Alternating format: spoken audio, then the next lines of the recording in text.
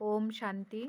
आज की मुरली है, मीठे बच्चे बाप आए हैं कांटों को फूल बनाने। सबसे बड़ा कांटा है देह अभिमान, इससे ही सब विकार आते हैं, इसलिए देही अभिमानी बनो।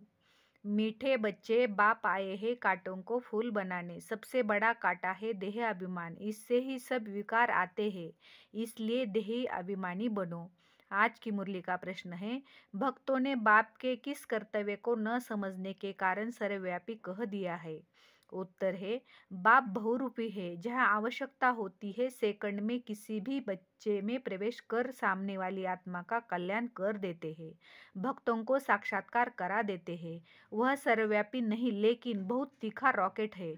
बाप को आने जाने में देरी नहीं लगती। इस बात को न समझने के कारण भक्त लोग सर्वव्यापी कह देते हैं। ओम शांति। धारणा के लिए मुख्य सार है, लायक और समझदार बनने के लिए पवित्र बनना है।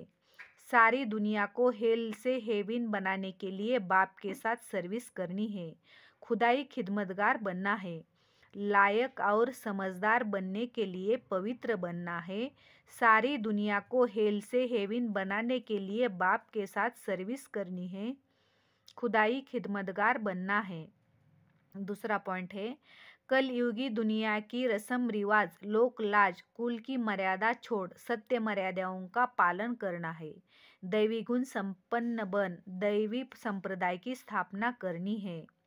कल युगी दुनिया की रस्म रिवाज, लोक लाज, कुल की मर्यादा छोड़ सत्य मर्यादाओं का पालन करना है। दैवी गुण संपन्न बन दैवी संप्रदाय की स्थापना करनी है। आज की मुरली का वरदान है, तूफानों को तोहफा समझ सहज क्रॉस करने वाले संपूर्ण और संपन्न भव। तूफानों को तोहफा समझ सहज क्रॉस करने वाले संपूर्ण और संपन्न भव। जब सभी का लक्ष्य संपूर्ण और संपन्न बनने का है तो छोटी छोटी बातों में घबराओ नहीं। मूर्ति बन रहे तो कुछ हेमर तो लगेंगे ही।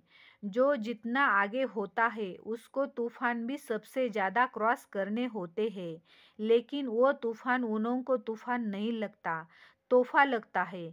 यह तूफान भी अनुभवी बनने की गिफ्ट बन जाते हैं, इसलिए विघ्नों को वेलकम करो और अनुभवी बनते आगे बढ़ते चलो।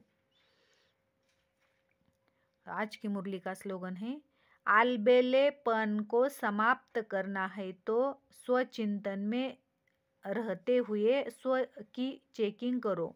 आलबेलेपन को समाप्त करना है तो स्वचिंतन में रहते हुए स्व की चेकिंग करो। ओम शांति।